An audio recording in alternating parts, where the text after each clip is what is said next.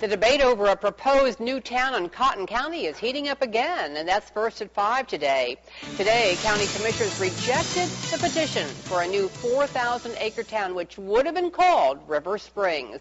The petition had been signed by 25 county residents. Now, even though commissioners turned it down, supporters say this is not the last you'll hear of River Springs.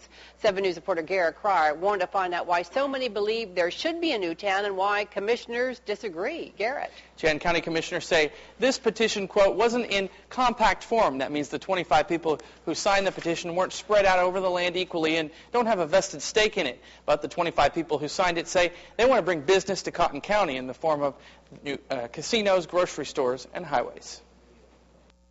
Dana Estes has been living on the site of River Springs for years, raising horses, cattle, and wheat. There are many landowners, a lot of hard-working people who oppose this, who don't want their agricultural lands brought in and incorporated. I am one of those. He's against the town. He says if it happens, he's afraid agriculture will go. So this will be a community, River Springs. We'll actually have 2 4-lane highways eventually that run through, this area. But Robert Smith with Southwest Oklahoma Regional Development supports it.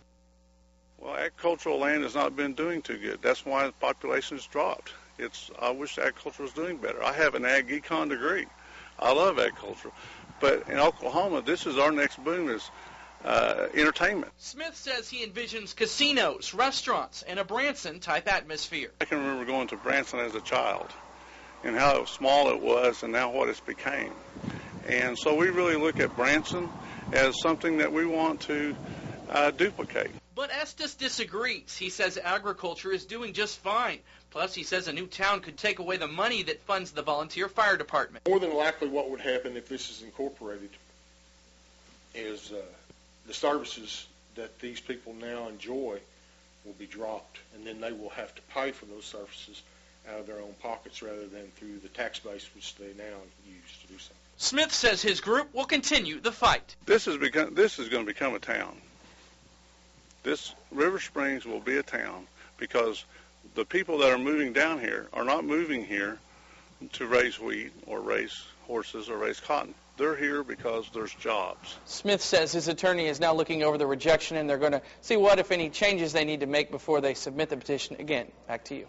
All right, thank you, Garrett. And a couple of options Smith is considering is reducing the acreage for River Springs and or having more petitioners sign who move over a wider area.